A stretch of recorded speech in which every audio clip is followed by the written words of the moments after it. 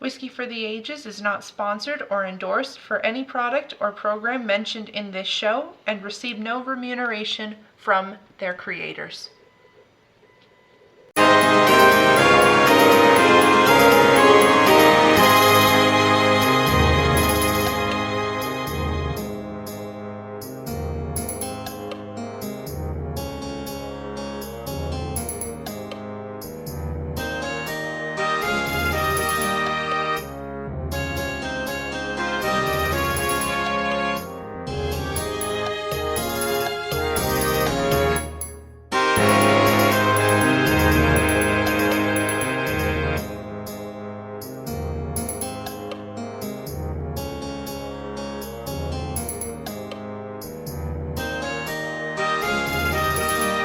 Hello everybody, and a warm welcome back to our Whiskey for the Ages podcast subscribers. I'm your host, Brian Dawson. Tonight, Hannah's here on my left. Big thank you to those of you who are tuning in for the first time with us. And Laura's here on my right. Hello everyone, I hope that you enjoy the show and consider subscribing to the podcast as well. Subscribing really helps us out, and it will help you out as well. Subscribers get notified first when new episodes are uploaded. Subscribers help us move up in the Google rankings. Higher rankings makes it easier to find our show, and more listeners will drive future content. More exposure allows expansion to YouTube, something that we really want to do. And don't worry, we're never going to spam subscribers with unwanted solicitation. Tonight we are popping the cork on a new bottle of whiskey. We really sat down and tried to think, what are we going to do for this mid-season review episode? That's right, we are doing something that is completely new. Since we had our 4th season, we've been trying to do the tradition of opening up a brand new bottle, something that we've never had before. This time, you guys are in for a surprise. We are in for a surprise. This is not in our comfort zone, and you'll probably very clearly hear that as in this podcast. Yeah, we're going to experiment. Well, I don't know that I'm ready, but let's get going with this show. Yeah. Hannah? I've got the bottle here. I haven't opened it yet. I don't know if the mic is going to pick that up, but so today we are going to be pouring the Glenmorangie. We researched before we started this episode on how to pronounce it. This is what multiple sources said, Glenmorangie. So if you're mad, take it up with the internet, not us. Okay? Yeah, so we're doing the Glenmorangie. This is the 12yr Lasanta. So this one is finished both in bourbon and sherry casks. Like we do with all of our new pours, our category here is a single malt Scotch whiskey from the region of Tain, which is a small town in upper northeastern Highlands of Scotland, about 40 miles northwest of Inverness. Distillery, of course, is Glenmorangie Distillery. The mash bill is 100% malt barley. Our aging barrels, as Hannah said, are first matured in American white oak ex-bourbon casks, and then the distillate is finished in Oloroso and Pedro Jimenez sherry casks. Our age, of course, is 12 years old. Our ABV, 43% or 86 proof. Our MSRP is about $65. Fair price around the country here of about $55 to $70. Market price is that $50 to $73 as well. And we paid $63.95 for it. Today, September 28th. Fresh off the shelf. Bottle size, 750 milliliters. This is an ongoing release. It's part of Glenmorangie's core range. Should be readily available on most anybody's shelf. Hannah has poured us about 3 ounces or so in our Glencairns. We're going to do this one neat like we do for all of our whiskeys. And enough of my talking. What are you smelling? I was pretty surprised because I was going into this episode thinking, okay, we're going to have scotch. And we've had a little bit of experience drinking scotch. This is probably our first review ever on a Scotch whiskey, at least for me. I don't know about these two. It is. But What I am getting, honestly, initially was very bourbon-esque. I got caramel on the nose. I had some earthiness, which is pretty typical for the Scotches, at least in my opinion. I had pine needles, and then I got overwhelmed with cherries, which I was very happy about. I started also smelling petrichor, which is the smell of earth after it rains, and this has a little bit of a book element too. Not little book, but just like when you're reading a book, the smell of that. So I'm really, really intrigued by it. Very sweet and a mellow earthiness. As far as spices go, maybe ginger, but that's what I'm thinking. And I concur almost wholeheartedly with everything you said. It's very bourbon-esque, which to me, from what I've read and what I've learned, the Highland Scotches tend to be that way. Yeah. They don't have that same peaty element or even necessarily the same degree of smoke that you would get from other regions of Scotland and their makes. So it's not like your Islas, it's not like your Lowlands. They're different, or your Speysides. These ones are meant to be a bit more on the fruity side of things and probably be the closest to what you'd get from a bourbon out of all of the Scotches. And I don't really have anything to disagree with the nose on this one. I think I get maybe a little bit more on the oak side of things. I don't know if I get a full-blown caramel, but I do get a simple syrup. Really easy on the nose too. Like, it's not affronting with its alcohol level. Very approachable. I like it. I think there's a yeast component here. I wrote down some red berries. Sweet. It is sweet. I'm getting a note of chocolate in this. Almost a note of chocolate covered cherries. Yeah, I could see that. Maybe that white stuff that surrounds chocolate covered cherries, the confection. I do get the oak. I am picking up a little bit of that simple syrup, Hannah, you mentioned. I'm not going to go so far as to say that it's caramel either, but it's definitely got a brown sugar note and some vanilla. I'm going to throw this out there, but this smells almost like chocolate covered coconut. Like one of those cookies that we can't say the names of because copyright. Might it be one of those Girl Scout cookies? Oh yes. Oh yes. We love them around here, but I'm getting some of that. Well, this has got a beautiful nose. I do love the aroma. Do you guys get any nuts? I'm getting like pistachios too. I wrote down almonds, but I didn't really get anything more than that. You know, now I'm picking up some toffee, now that you say nuts.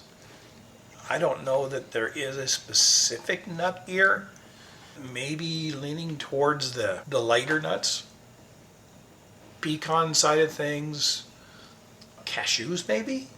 I don't know. I'm You've not been sure eating about that. cashews I've been lately, eating Yeah. cashews so like crazy. You've so got them on the mind. maybe got them so. on the brain. Maybe so.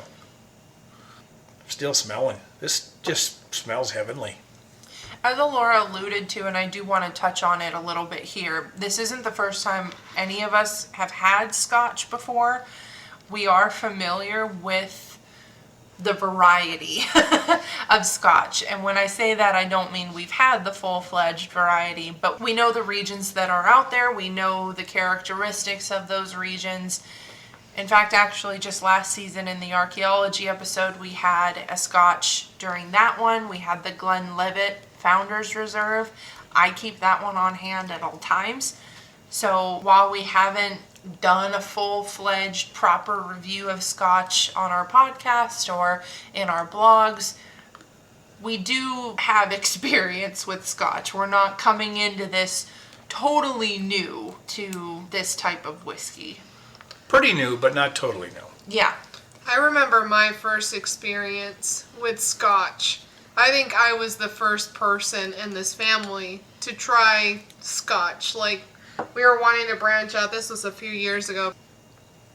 We had a peated Scotch, which is It It was an Isla. Yeah, it was an Isla, and it was very, very...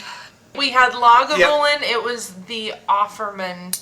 I believe it had an influence with Guinness. It did. It did. It was a whiskey of the year, I think, Yeah. from a couple of years ago. It was the first time we had Scotch at all, and of course we had to start with a heavy hitter of the Islas. Lots of peat. So Lots of much peat. And I remember taking that first sip, and Hannah and Dad were like, "Oh, Laura, you should get to have the first sip of this. This is a brand new thing. How about you start it off?" I'm like, okay.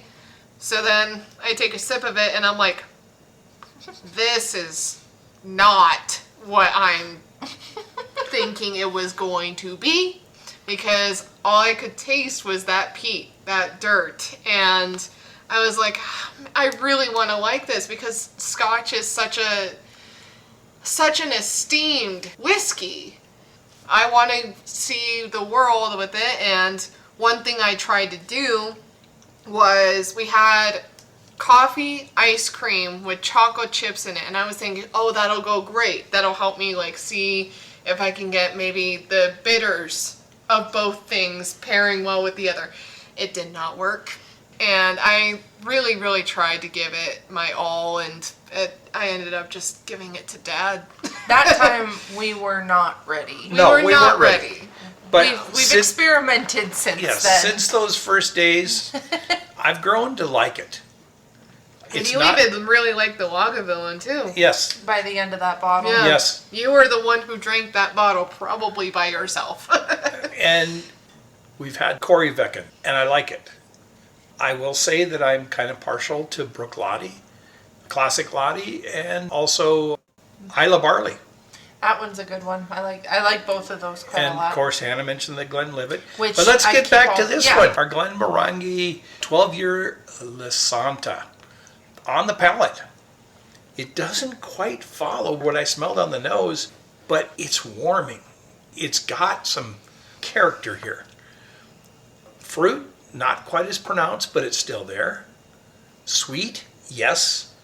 I'm picking up simple syrup, but the oak is there. I really like the oak at the bottom. And maybe that sweet is coming from the sherry. Kind of wine notes. I get maybe a little bit of that. I wouldn't say that it'd be a very sweet wine. I'd say it's probably maybe mold.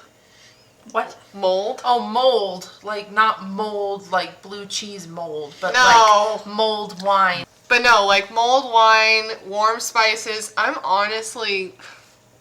I'd be happy drinking this. Oh, absolutely. Like, yeah, it's a really, really nice sipper. And what I'm tasting is much more on the scotchy element of what I'm more familiar with when it comes to Scotch. I get barley bread, I get vanilla, I still get that coconut, dark chocolate, and I don't know if I've had this, but maybe like cranberries and like a sort of like mulled wine. I'm really leaning towards the mulled wine. There is a tartness to this, and maybe it is that cranberry note. This is just really interesting because I have so much fruit here. Maybe it's because I have been drinking more Scotch recently than you guys have. Yeah, So you've been drinking a lot of Scotch. Well, you've been lately. drinking Scotch, but you've also been drinking American single malt. Yeah, And so maybe my palate's they're just relatives. a little attuned here. But I get a lot of fruit. And the mouthfeel of this Oh. is so soft. It's watery Like to me. it's a little watery. I did note that as well, but it's really soft. This is velvety kind of texture. It's just a little on the watery side. But then going back to the fruit that I've been getting, fresh raspberries. I think that's where some of that tartness is coming into play a little bit. I have cherries in here underlined. That might come a little bit closer to the finish of the palate or the back of the palate, but I really like it. White peaches, like Okay. the juice, almost like when you get a fruit cup that has peaches in it, you get that peach and then you get the fruit juice syrup goodness in the fruit cup. I think this is really reminiscent of that. And then I do get the oak that you were talking about, Dad. I think this is a really old oak, a really mature oak. And this is an oak that's already been used for the purposes of aging bourbon, so that makes sense. But it's oak that's almost waterlogged. Like I think it really contributes to the mouthfeel of this and the softness of this. Most definitely. Gives just a little bit of chew and a little bit of that earthiness that we were talking about on the nose. I really, really like this. I do wish that it had a little bit more oomph in the mouthfeel, like more of a bottom, and not being quite as watery. But the It's flavor, easy to hold. Easy to It's hold. very Oh, easy. really easy to hold. Flavor profile, though, I'm all over this. I keep thinking of those YouTube videos that come around Christmas time when people will essentially make a kind of tea thing. They'll put in like cinnamon sticks, cranberries, water, and they'll just cook all of these fruits and all of these spices up just to make their houses smell A good. simmer pot. A simmer pot, yeah. That's, I think, what they call them. Is that how they make mulled wine? I'm not sure. It's It's pretty related, yeah. yeah. But I'm just reminded of this. Well, you mentioned spices. I don't know that I get cinnamon so much, but I think there's a nutmeg component here. It's such a warm spice. I also get a little bit of brininess too. And yeah, but is that the tingle on the tongue? I don't know. I feel it more as a saltiness than a tingle for me. There maybe a little bit of allspice. I could see that. I can concede to allspice. I'll write that down. I don't think it's fresh. No, no. It's No, there's age here. yeah. And there's Well, some obviously, sort of 12 cooking. years old. Yeah. There's some sort of cooking element going on with this. This one, I feel like you'd have to be cooking something or involved in the process. Do you think when you said that, my mind and palate went to not ground or powdered, but stem ginger? Okay. You use Yes. that in baking pretty often, and it actually imparts I- a bit of sweetness to it, and still gets a little bit of that tingle on the That- tongue. Do little you bit of mean the heat. root? The No, ginger root? It's almost more like a gummy. It's Almost like a candy. candied ginger. Okay. No, I don't Okay. cook with that at all. But, But I think that's There's kind some of of that what you're here. getting Yeah. at, though. There's some of that here. Because Yeah. it contributes both to like your baking and the little tiny zings that you're getting too. yeah, and that I could definitely understand. And maybe that's something else that goes in one of those mixtures when it's Christmas time. You're making your house smell good. So I just went to take another sip. And as I was bringing the Glencairn to my lips, I inhaled preparing for the sip. And the warmth hits the back of the palate just beautifully. But there is so much sweetness here Yeah. when I do that. But it's Could mixed be the with sherry, depth. too. Yeah. It's mixed with oak. It's yeah. just, It's not a shallow sweetness No, at all. this It's is- complex. It's complex. this is a new one for our shelf. Absolutely. It's a great time. Maybe I'm jumping the gun here. I'll say it's a great time of the year to be drinking this. It's September. It's getting to fall, and yeah, I'm loving this autumnal sort of feel. It is. It does feel very autumnal. Crunchy leaves. Yeah. Yeah. Earthy. Fall, autumn is my favorite season. I mean, the box is So. even red. Yeah. But I don't know. At first glance, I thought it was almost a Christmassy sort of box. I'm like, oh yeah, if it was sitting under my Christmas tree and I opened this, I'd be like, oh, this is such a cute box for Christmas. So balance, I think it's spot on. Yeah. This Yeah, is I'm so really happy. well balanced.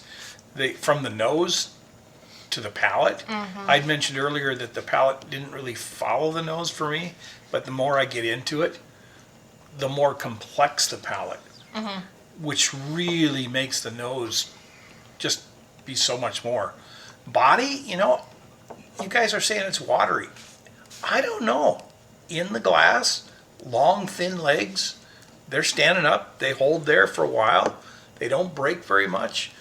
But on the palate itself, I get that watery. Okay. It's lighter. Well, And it is 6 proof. Yeah. yeah, 86 proof. And scotches are a bit lower proof, right? They can be. They can Generally be. speaking. The mouthfeel, Hannah's saying watery, so easy to hold. Yeah. I haven't done a Kentucky chew. Maybe it's a Scottish chew here. Yeah. But I think it will cause the flavors to explode even more. As far as a look goes, in the Glencairn, I'm leaning towards a russet muscat colored, or maybe even lighter, like a chestnut, or that Oloroso sherry. I think that's it, that Oloroso sherry. And we're looking at our whiskey traits and flavor wheel PDF, which you can find on our website, just whiskeyfortheages.com. It's a free downloadable PDF that you can use on your own tasting adventures with whatever type of whiskey you are enjoying. So that's the color that I think I'm most comfortable going with. It makes sense to me. It's relatively pale. For once, I'm in agreement with you guys. Honestly, whenever we try to assess a color for the whiskey, I am always off from you two. You guys seem to be more on the same page. Meanwhile, I'm like seeing different colors. Yeah. You're like one of those mantis shrimps. You see all the colors. So, balance for you, Laura. What do you think? Oh, I really, really am happy. I think that for me, balance means that I'm able to identify flavors all around the flavor wheel. I like to be able to say, while this is fruit heavy, I'm also getting spice levels, wood, baking.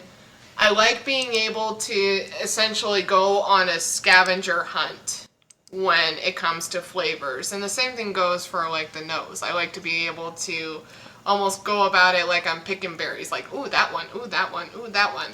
I really, really like doing that because it just makes it so much more enjoyable.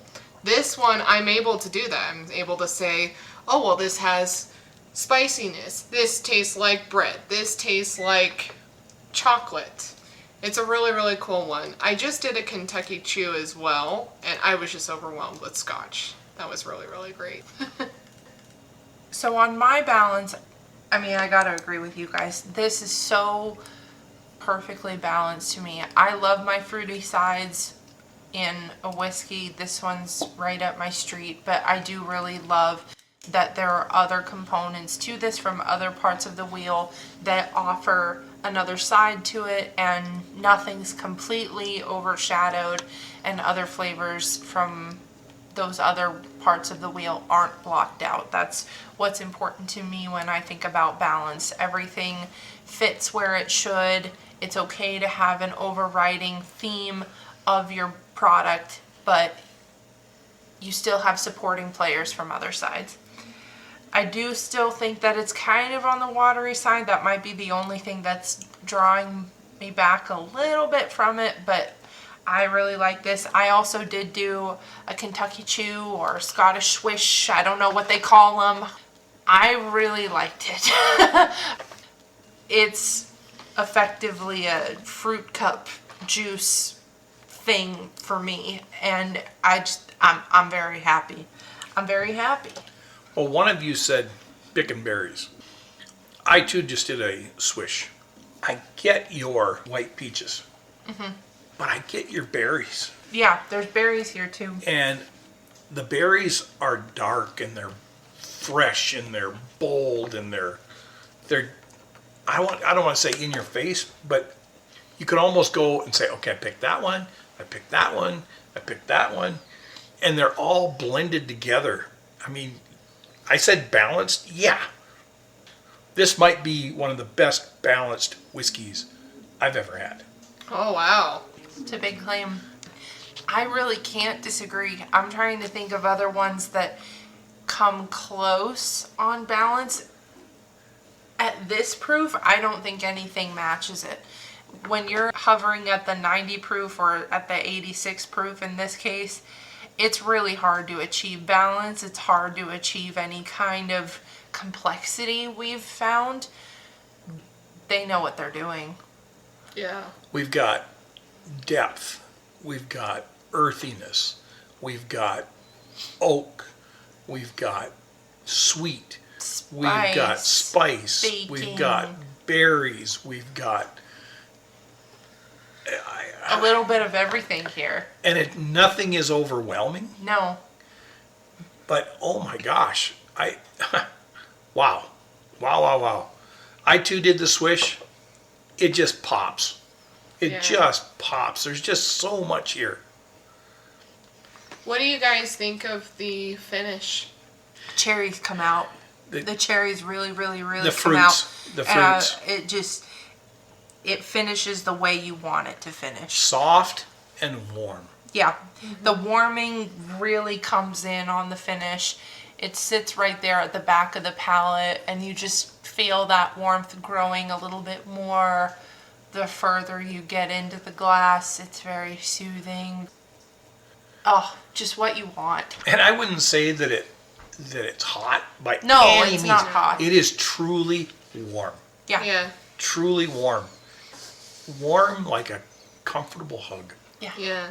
I'm reminded of fruit pies in the finish. You know, when I have a fruit pie, if it's Thanksgiving or Christmas. There or is like Dad a little makes, pastry here. Yeah, or Dad makes like a cobbler on his grill, and you got ice cream with it. Oh, that's great. I'm very, very happy with this. A dairy component? I don't know. I don't know. know. I don't know think- if I can go there. I think if there was sort of any dairy, maybe like a custard over some pie, but even A that. vanilla custard and chocolate? Yeah. Or like a custard that you pour over, maybe in like a poke cake or a. Yeah. Oh, poke cake. Yeah. Yeah, poke cake and poking fruit down into this cake. Wow. What a good analogy, Laura. I watch a lot of baking videos. All right. So before we go much further, we got to talk about the girls here, their setting and the music. I don't know who wants to go first here. Not me. I don't know if Alora's really been thinking about it too much. I'll go first.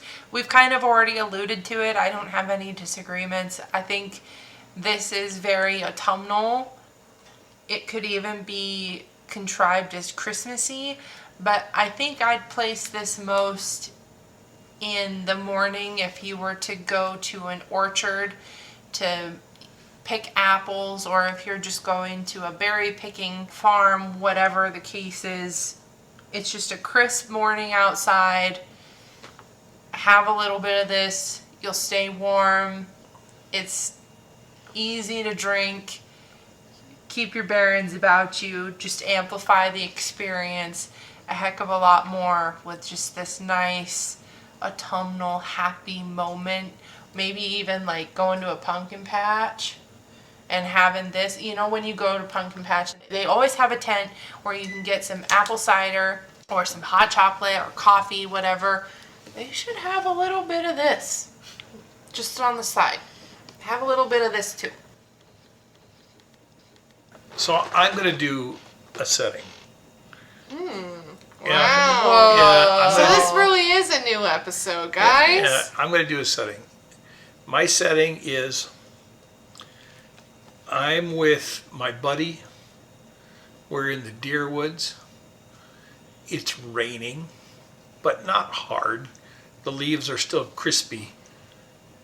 And I reach into my pocket and pull out my flask and I give this to him. I want to see the reaction. And I know it's going to be good. That's what the reaction would Yeah. be. We might stop doing the hunting thing and just enjoy the rest of the flask. It's a nice setting.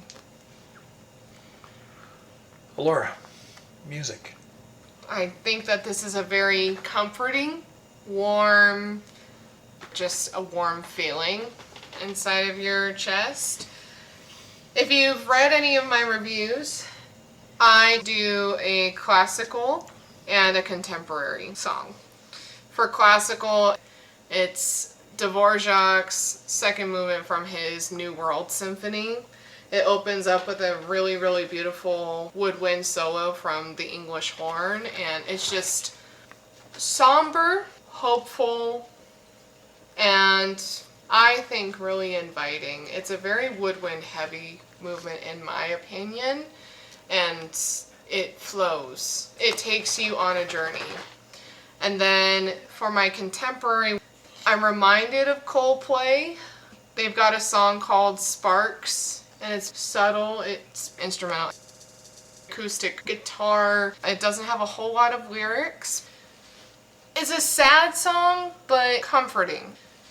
And then I also have the idea of a Poor Man's Poison song, maybe the song Poor Man's Poison. It's You know what? just that kind of works. a flowing sort of thing. The songs that I'm choosing are sad, but sometimes sad hopeful. They're songs tough. mean hopeful. Yeah. I think that the constant between all three of those songs, when you mention somber and hopeful, those are just real things. Yeah. You know, and this is one, a very real whiskey. it's to a me. very real whiskey where it's just no bullshit, no over the top ridiculousness, not trying to glam itself up and do anything absurd. It's just going out here. Yes, it has a special finish to it. That's a pretty common thing for scotches. It's becoming a pretty common thing for American single malts and for bourbons and rye. I mean, it's just what you do when you're in whiskey. You experiment with these types of things.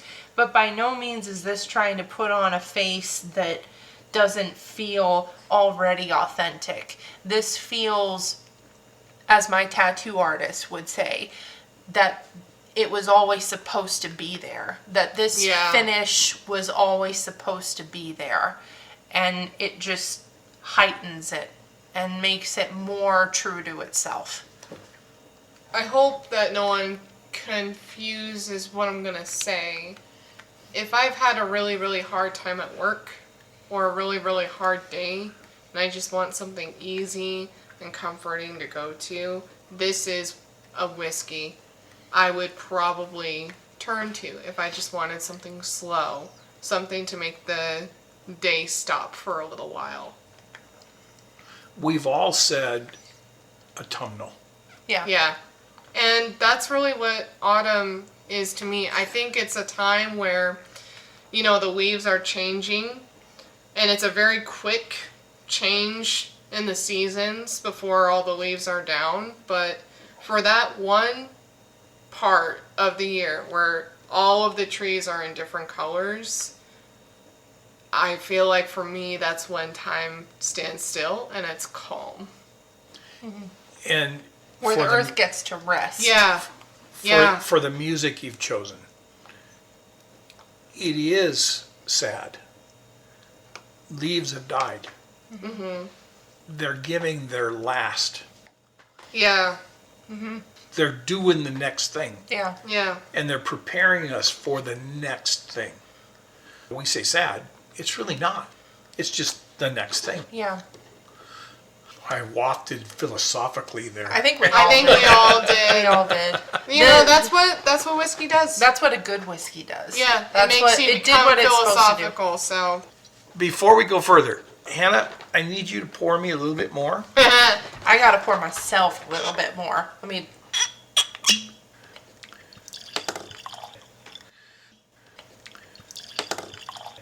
All right, so as a reminder, Glenmorangie 12yr Lasanta, is it worth the price? What price was it going for? MSRP, $65. Oh, steal. Fair price, 55 to 70 around the US. Maybe you can find it a little cheaper, maybe a little bit more. We paid $64. What a steal. It's readily available. What a steal. I mean, as the person in this family who probably worries so much about spending money on stuff, oh man, Like, this would be something I'd spend $100 for. That's a lot coming from you. Yeah. I mean, it's a lot coming from a lot of people, but I think that that's a significant thing for you in particular to say, is what I really mean. Right. Because you are the one who's the most fiscally aware. I think I'm the one that gets the most hyped up about value. So at $65, I completely agree. That's a steal. This is going to be something I'm not going to hesitate at all to reach for and keep on the bunker shelf at all times. This is just one of those ones where, like Alora said, when you want to wind down and you don't want to have your head blown off by high proof, but you still want some complexity, you still want something warm, this is what I'm going to reach for. And I want to have it around. 65 is easy. 65 bucks all day long. Yep. What a steal. What's very worth it. Very worth it. We've got product on the shelf way more expensive. We've got product on the shelf less expensive. I could see this one just... It's hitting above its weight class. We need one to go and one to show. Yeah. We don't want to run out of this We're one. already almost halfway through the bottle. But it's readily accessible. And you all heard me open it for the first time, you guys. So, you're gonna need to go back and get another bottle. Yep. That's a winner. Fresh off the shelf. It certainly tastes like it. Yep. Glenmorangie 12yr Lasanta rating. I'm going to jump in. I'm going to say first, I'm in that 90 to 91 range. Nice. I think That's really, really high for Dad. this is something that I have never rated something at this proof anywhere close to this. I think that's gonna be something we're all gonna say. Yeah. You know, For an 86 proof, again, reminder, 86. I wonder what this would be at 104. Maybe But- not as good. I don't know. But I'm But I'm- almost saying, like, it's nice that it's not. It's subtle. Yeah. It's subtle. It's subtle. It's just, I think it's part of its just charm wonderful. is that it's not high proof. and maybe that's it. It's approachable, I would say, by just about anybody. Even if you're not a Scotch fan Or maybe even a whiskey fan. or a whiskey fan. If you're just getting into it or you're afraid of the Scotches, I totally get it. Grab this one though. You're not going to be upset by it. Red box. 12 years. Easy to spot. Lasanta. It's got kind of skewed vertical writing. Like, it goes Glenmorangie. Yep. Like, That's actually a new bottle and box design. It used to look different than that and tried to look a little bit more classical or old. This looks a lot better. This looks modern and inviting. So do you want to talk at all about what other products sit in your... Well, In that range? if I were to say in my 90s, I always say, is it better than this? Or is this better than that? In my 90s, Four Roses single barrel. Eagle Rare. Eagle is Rare. Is in your 90s. Old Forester 1920. I mean, that's a family favorite staple in the house all the time. we make it a goal to have at least one bottle in our cabinet somewhere. 91s, Old Forester 1910. And I've said it before, 1910, 1920, so interchangeable. One day I want oak, it's 1910. One day I want fruit, it's 1920. Yep. The Horse Soldier Reserve, you know, that's a sleeper. If you see it on the shelf, you should pick it up. Yeah. Four Roses small batch, Hannah questioned me on that every time she sees it in my 91s. It was one of my first loves. You know, They always catch you. you always have a first love. But you've even got some Bookers and Yeah, Colonel Taylors in there with them as well. Colonel Taylor small batch. I mean, come on. You know, this one really isn't too drastically different from The quintessential. from Colonel Taylor's small batch. Yeah. Like that to me is very reminiscent. Now I know if anybody were to look at my review for that, you'd go, what the heck is she talking about? Because if I recall correctly, I noted a lot of citrusy things in that one, but the approachability, very similar here. So that's me. I'm going to say today, wow, 91. 91, wow. Tomorrow it might be 90, but today, 91. I am so impressed. So impressed. Yeah, and I think to mirror that, this is also the highest rating I've ever given an 86 proof. Maybe even, let me just look up. I've never even given a 90 proof. The score I'm about to give this, I'm going to give it a 96. Oh, wow. There are very few that sit quite that high for me. One of them being 1920 from Old Forester. So I think that this does sit next to it. And right now, it sits next to it. I've pulled up my 1920 and now the Glenmorangie, and they're sitting next to each other. And I think in perpetuity that shall be how it will go. That's how we're going to refer to it in this house. Hey, do you got the Glenmorangie? The Glenmorangie. I need the Glenmorangie. I'm going to go for the Glenmorangie. But I've got a couple Bookers in there as well. Granny's batch, Ronnie's batch. I also have one of my first loves, the Knob Creek single barrel. This was an Idaho Select. It came out in 2019. It was batch number 1. I know I'm talking to a very finite audience who may or may not even know what I'm talking about, let alone have had that bottle or had the opportunity to purchase that bottle. But that one, coincidentally, was Christmas in a bottle for me. It was such a coming home experience. It was rich, beautiful, everything. This one, yeah, I'll say it sits up there with it. There's only 4 that sit higher in the 97 tier. The highest I've given is that 97. Those belong to some high proof heavy hitters. So I couldn't quite get there with this guy, but I'm happy to let it sit with the 96s and move up to that rating. Laura, what about you? It's really, really funny that you guys mentioned 91 and 96 because the way I do my ratings is very mathematical. I've got a whole score rating for each category, like aroma, palate, finish, worth the price, buy it again. The first score I calculated it as was 91, but then I was like, it's too good for a 91, so I'm going to give it a 96. Wow. This is like the highest. Have you rated anything that high ever? I don't know, maybe. Honestly, like, for this, I don't have a huge review list on the website, and that needs to change. You've got more in podcast form. I've got than more you in do podcast blog form. So, Yeah. if you want more of my in-depth reviews, and you want to hear it from me instead of reading about it, listen to our podcast. Wow. There have been several that we've had on the show and several that we've put on the blog where we go, oh yeah, that's a winner, great whiskey, 10, the metaphorical 10 out of 10. Let's make sure we keep it on the shelf at all times.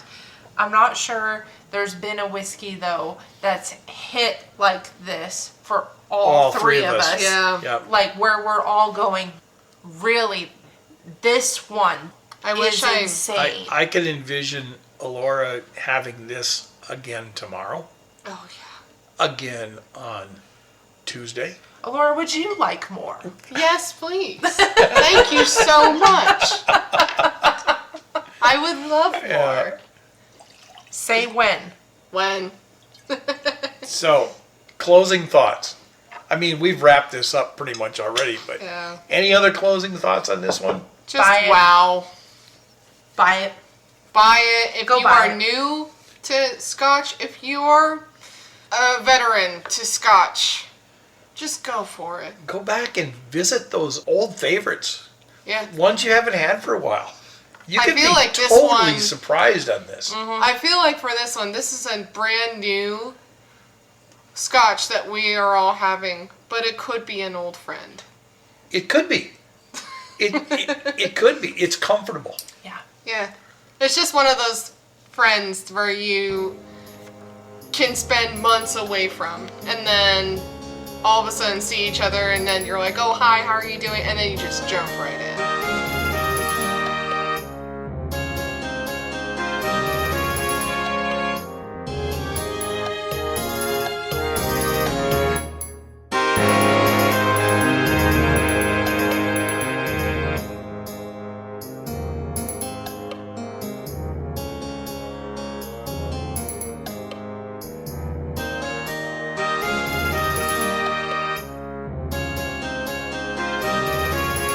Well, that was fun.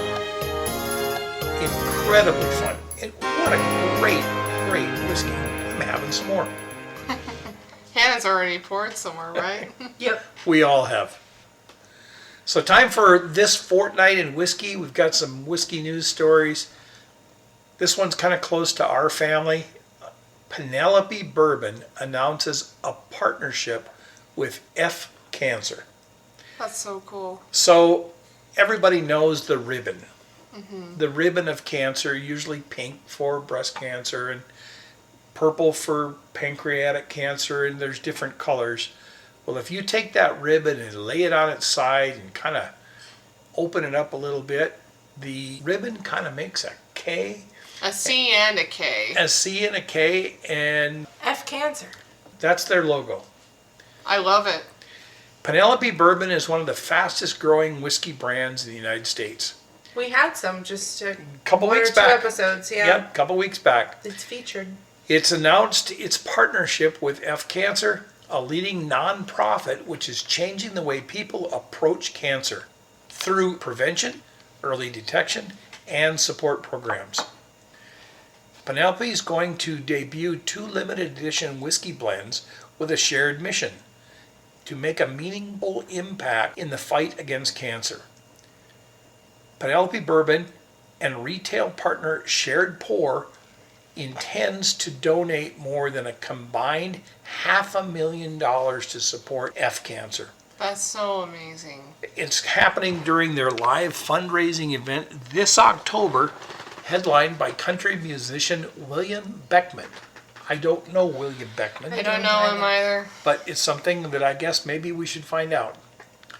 The co-founder and chief revenue officer for F Cancer, Julie Greenbaum, says, "We have a great partner in the Penelope Bourbon team. They're all about bringing people together and making an impact through community connection. Together with our passionate communities, they can make a positive change in the cancer space." For the past 3 years, the Penelope Bourbon team has crafted its F Cancer blend in honor of a teammate who has lost a loved one to cancer. Each release sells out almost immediately. This year, Penelope Bourbon deepened its commitment to the cause with the largest production to date. It aims to drive even greater awareness, support the fight, and honor the stories behind every battle. Brian Atten, Luxco is the parent company of Penelope Bourbon, he's the state sales manager in Tennessee, lost his wife to cancer. He said, "Cancer touches all of us in some way. It leaves a devastating mark on too many lives. We're really proud to stand alongside F Cancer in their powerful mission, rallying our Penelope family and community to raise a glass and a middle finger towards ending this terrible disease." 2 limited edition whiskey blends will be available. The F Cancer blend will be at retail outlets. We've got to find one of these. Yeah, we do. And a limited quantity of F Cancer barrel strength bottles will be sold exclusively through their online retailer Shared Pour. They have pledged a $250,000 contribution towards the project's overall goal of $500,000. Jay West, I've never met him, but I've seen things on Reddit. He's known as T8KE or Take from Shared Pour said, "It's incredible to see this project grow from a small release to the national partnership in these past few years. I'm proud to say we're able to step up in a significant way to support F Cancer." The F Cancer event takes place this year on October 29th at the Parlor Room in Austin, Texas. Tickets are available at letsfcancer.com for $60, with all proceeds benefiting F Cancer. I would imagine you could go on there even if you can't go to the event and donate. This will be the first live fundraising event for the F Cancer and Penelope Bourbon Partnership. Do we have a website? Yes, it's letsfcancer.com. Yep, so everybody go take a look at that and familiarize yourselves with the project, with anything and everything that these guys are doing, and if you can find a little bit to donate yourself, even if you can't make that trip to Austin. I know we can't, but $5, look into it. $10, $20, whatever you can do. Yeah. What I a think one of worthwhile those- cause. I think one of those people was very right in saying, like, cancer touches us all in a devastating way. No matter who you are, where you're from, I think everyone deals with cancer at some point, whether it's a loved one or themselves. So this is a really, really great way to make a difference. My next story, Diageo halts production at Balcones in George Dickel. Diageo has temporarily ceased production at the Balcones and George Dickel distilleries. Distilling and barrel filling operations at Balcones Distillery in Waco, Texas were halted this past August. Cascade Hollow Distillery, George Dickel, in Tennessee, has also been temporarily closed. A spokesperson for Diageo North America said, "Since we are ahead of schedule with volume this year, we've decided to temporarily pause our distilling operations and barrel filling activity through June of 2026. This follows the extended pause in distillation earlier this year at Diageo's Dublin distillery, Rowe & Company, which prompted the departure of master distiller Laura Hemme, and Diageo's 72,000 square foot distillery in Lebanon, Kentucky, which makes Bullet whiskey. It's a very popular one. While all the team leaders at Balcones, including head distiller Jarrett Humstead, blender Emma Crandall, blending manager Gabriel Ricard, brand education manager Alex Elrod, and national brand ambassador Charlie McRae, as well as the George Dickel Director of American Liquid Development, Nicole Austin, they all remain in their positions. Still, 17 jobs at Balcones were lost due to the pause. They've not had any job losses at the George Dickel facility. I really wonder with these, if they're not saying these people have been let go, at least in the case of George Dickel, does that mean they're being on leave with pay? Or is it that they've been laid off with the anticipation of coming back and you're not paying them in this time that they're separated from I the think they're business? not getting paid because a Diageo spokesperson suggested, "We do not take these decisions lightly. We recognize the impact on our employees. For those affected, we are providing support in the form of severance packages, outplacement assistance, employee assistance resources, as well as information on open roles across the organization." It's not good. Hard to say, hard to believe. There's too much whiskey. I find it very hard to believe. Diageo has also paused production at Teeninnick, its Scottish distillery. The Speyside site is the only Scotch distillery in Diageo's portfolio to be affected by the company's production slowdown. And last month, Diageo confirmed its own Crown Royal bottling operation in Ontario, Canada, would also close by February 2026. Back in January, it announced its decision to consolidate bottle operations at Stitzer Weller, with other Diageo-owned facilities. It's tough times. Globally, Diageo is generally considered the largest spirits producer by volume in the world. It's hitting big, folks. It's hitting big. My next story, does older bourbon, this may be a little lighter, maybe we all know the answers. Does older bourbon always taste better? In the world of bourbon, age can mean a great deal. To be called straight bourbon, it must be aged at least 2 years. If it's aged less than 4 years, the label must carry an age statement. But aging bourbon means there will also be a smaller supply of old bourbon. As it ages, a portion of the liquid in each barrel is lost to evaporation, causing most aged bourbons to be on the upper end of the price spectrum. So are they really worth it when it comes to their taste? No. No, because I've had several where it's like, this is old, and I'm like, it's too old. I can't get anything. Like, it's got to be aged in a conservative way. I think that bourbon is not like wine, where, you know, the older the wine is, the better it is. Bourbon's a little bit different. Honestly, I might prefer a 7-year or a 9-year to a 12-year because I'm able to get more flavors out of a 9-year. Or It's kind of a sweet spot for bourbon. yeah. So for me, the answer is no, not always. Yeah, bourbon is pretty fragile. It's meant to be a big, bold flavor. The longer you leave it in that cask, you're losing a lot of that flavor, whether it's to the devil's cut into the barrel itself or through the angel's share through evaporation. You're losing a lot of character, and bourbon is all about the character. It's very different from other whiskeys like scotches, which, because they're climates that they're aging in, oftentimes can be cold and humid.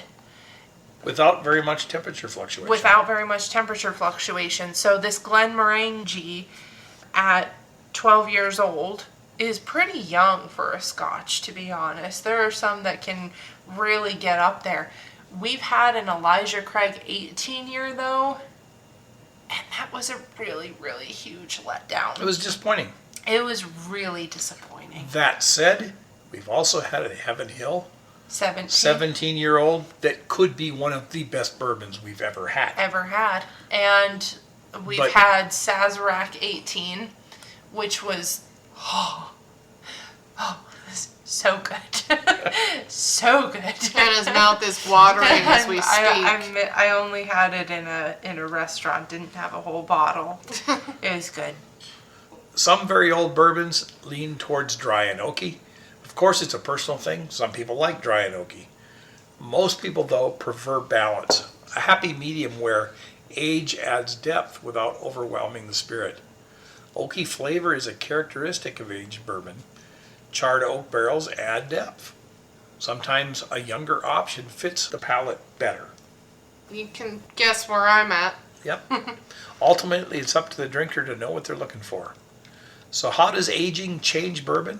The aging process makes the overall flavor profile nuanced and maybe more complex. Hannah explained the mechanics of it pretty darn well, I'd say. Aging brings out vanilla, caramel, spice, oak, and complexity while creating a rounder mouthfeel. Aging emphasizes a bourbon's characteristic flavors, doesn't erase the bourbon's core character. And aging refines and enhances the grain, the yeast, and the distillation notes, rather than replacing them. Of course, everyone needs to develop their own bourbon palate to appreciate the nuances of longer aged products. The distillate often sits in a barrel for however long it's there to age. Handling of the barrels also plays a key. Some distilleries rotate the barrels to different spots in the rickhouse. I believe Maker's Mark being one of those. Others keep them in the same place and blend the liquor together later. Both methods create noticeably different results. Aging is just one piece of the puzzle. Bottom line, age statements on bottles shouldn't be super important. Sometimes you just have to taste it to know if it suits you. I've got a couple bottles for us to look for. I need to preface this first bottle by saying I am a Booker's fanboy. I know that sounds weird from an old guy, but I am. I'm fortunate to have had every release since 2018-01 on to the newest. I will confess some of them do remain unopened, but they will get there. That said, I have holes in the special releases. I've missed several little books. I've missed last year's reserves and Booker's 30th anniversary bourbon. It might have been available to me way back in 2018. I just didn't know what I know now. This one is Booker's Bourbon crosses into tequila territory with its 2025 release of the reserves. Oh, Hannah's got her eyebrows raised like- and like a whole like, excuse me, I really I'm love- interested. I really love Booker's as well. And she loves tequila. I really like tequila. So Hannah's intrigued. The latest extra special edition of Booker's Bourbon is back for 2025. This bottle marks a special milestone. It's the first whiskey from James B. Beam Distilling Company to finish in tequila barrels. Now, think about that. Beam has been around a long time, yes, it has. and this is the first time they've ever done this. Here's the backstory. The reserves. It was first released last year, 2024.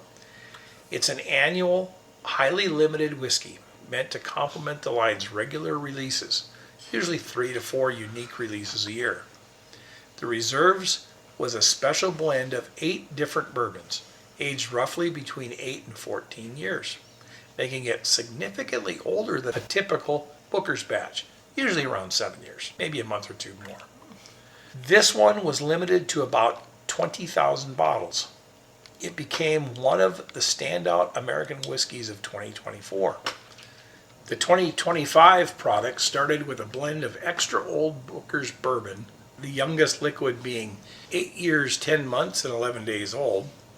The bourbon then underwent 10 more weeks of extra aging in tequila barrels. It's the first time, as I said, that Beam product has ever received such a finish. The final product was then bottled, uncut, and unfiltered at a batch strength of 123.3 proof for 61.65 ABV. The finishing barrels themselves have quite a pedigree. Originally aging the 2018 30th anniversary bourbon, they were then shipped to Jalisco, Mexico, and used to age El Terrazo Tequila's 85th anniversary release. The barrels were then returned to Kentucky to age this year's The Reserves. Distiller tasting notes: aroma, rich in caramel, vanilla, and a touch of agave.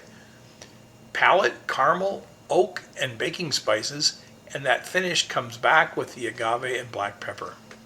The 2025 edition of Booker's Reserves has hit nationwide shelves now, and it carries a suggested retail price of $130, which is the same as last year's batch. Girls, we need to find one. We do. We need to find one. That's all I can say about that. Any listeners out there that want to send us one, I won't turn it away. The Whiskey Fairy. My next bottle, Elijah Craig adds the first ever barrel-proof rye to its lineup. I'm still listening. This is all about Hannah. Yeah.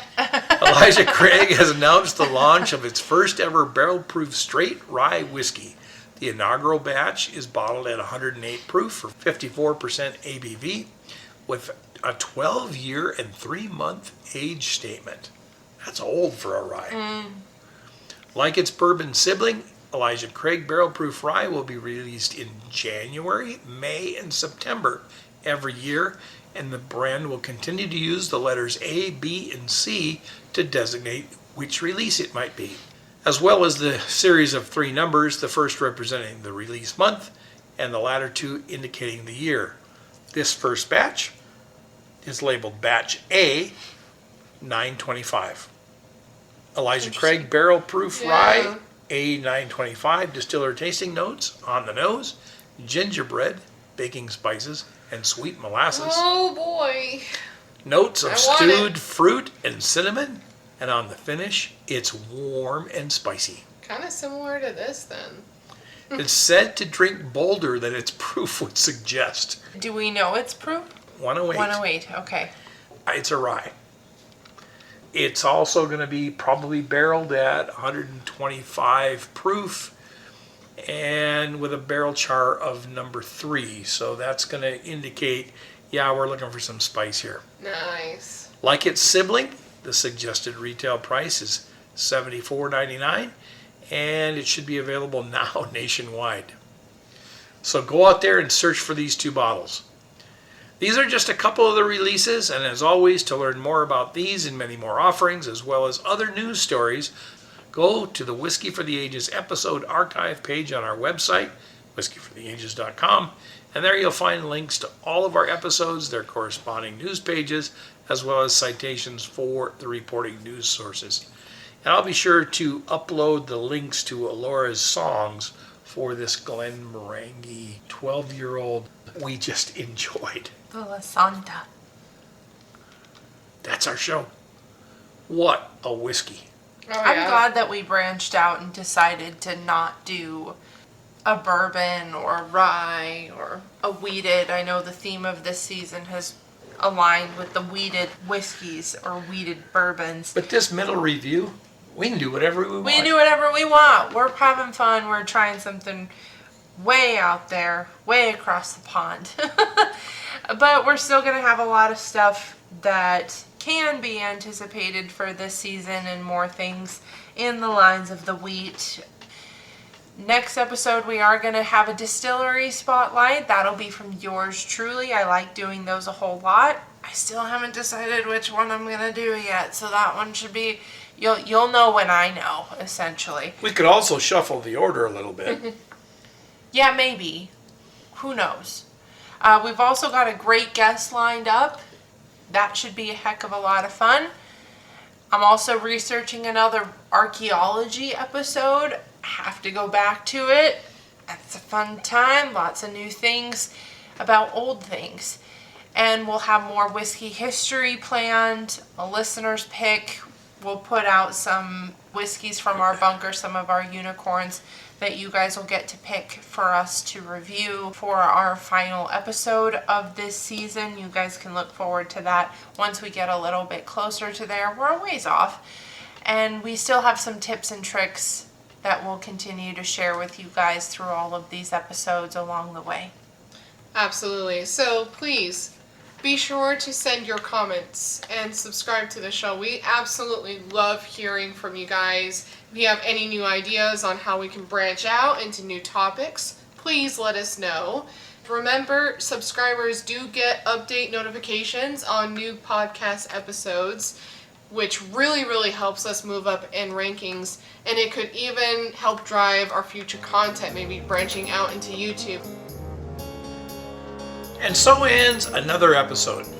And please join us for our next. We're having so much fun here. Like we do every episode, we ring our Glencairn. So cheers, everybody. Cheers. Cheers.